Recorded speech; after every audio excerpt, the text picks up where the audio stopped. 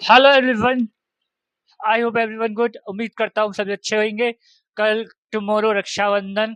आप सभी को मैं रक्षाबंधन की एक प्यार भरी शायरी के साथ और प्यार भरे एक पंक्ति के साथ, दो लाइन के साथ, पंक्तियों की भाई बहनों का अटूट रिश्ते के साथ कुछ कहना चाहता हूँ रक्षाबंधन के उपलक्ष्य में मैं, जो कि रक्षाबंधन हमारे लिए एक त्योहार है। हम सभी के लिए, आप सभी को पता ही होगा, रक्षाबंधन हमारी बहन और भाइयों का पावन त्योहार है। सभी भाई बहनों का और माता बहनों का त्योहार है। इस रक्षाबंधन के दिन बहन हाथ में सिर्फ कलाई में धागा नहीं बांधती। इस कलाई का मतलब, धागे का, रेशम का धागे का मतलब ये है कि अपने भाई की रक्षा करना। एक बार की कहानी सुनाता हूँ मैं आपको, one of the story guys. कि वहां पर एक राजा होता था, 5 ब्राह्मण को जमाता था अपने यहाँ।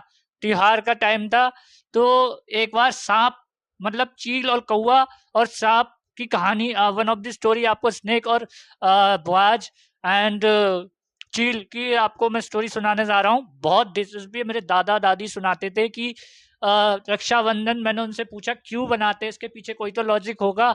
तो पहला लॉजिक बताया था दादी ने मेरे को कि रक्षाबंधन इसलिए बनाते, द्रौपदी जो थी, कृष्ण भगवान की, अपने कृष्ण भगवान की उंगली में खून निकल आया था। द्रौपदी मैया जी ने कृष्ण भगवान जी, गॉड कृष्ण जी के उंगली में साड़ी का थोर बांधा था। तो जब से रक्षाबंधन मनाया जाता है।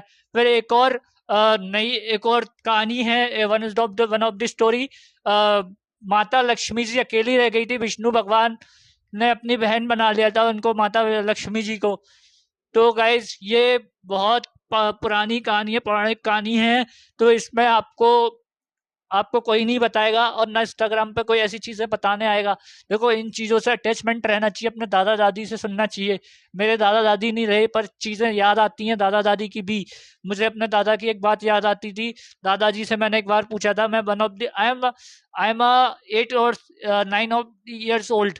मैंने दादाजी से पूछा, दादाजी ये राखी क्यों बांधती है बहन? तो दादाजी ने मुझे एक स्टोरी बताई थी, वन ऑफ द स्टोरी, कि मेरे को स्टोरी ये बताया था कि उसमें, स्टोरी में ये था कि एक राजा होता था जिसमें कि 5 ब्राह्मण को जमाता था। जो कि 5 ब्राह्मण जमाने पे उसके बाद उसकी पत्नी होती थी, खाना खिलाती थी।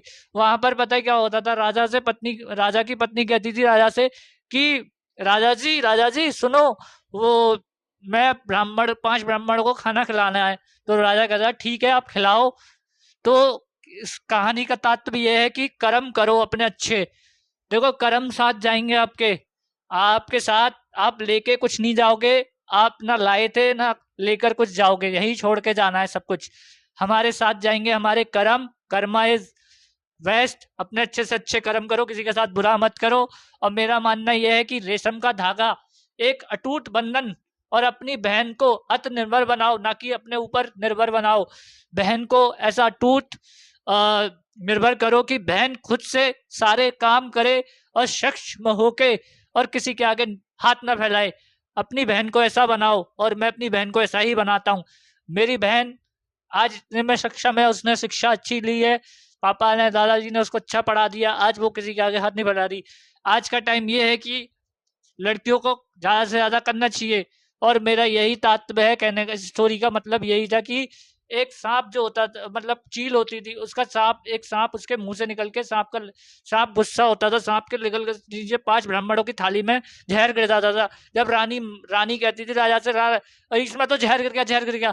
तो वो रानी जल्दी से क्या करती थी, उस ब्राह्मण की थाली में से थाली उठा देती। वहां से ब्राह्मण कहते थे हम तुम्हें शराब देते, पर ब्राह्मण को बाद में पता चला सच्चाई की ये थी कि जहर आ गया था थाली में, इसलिए रानी ने वहां से थाली उठाई। राजा को बहुत गुस्सा आई, राजा ने ये कहा था कि तुमने ऐसा क्यों किया। तो इस कहानी का ये तात्पर्य है, और दी ऑफ एंड इस कहानी का वन ऑफ द एंड है, कि आप अच्छे कर्म करो। तो guys bye bye, take care, मिलते हैं नेक्स्ट टॉपिक के साथ।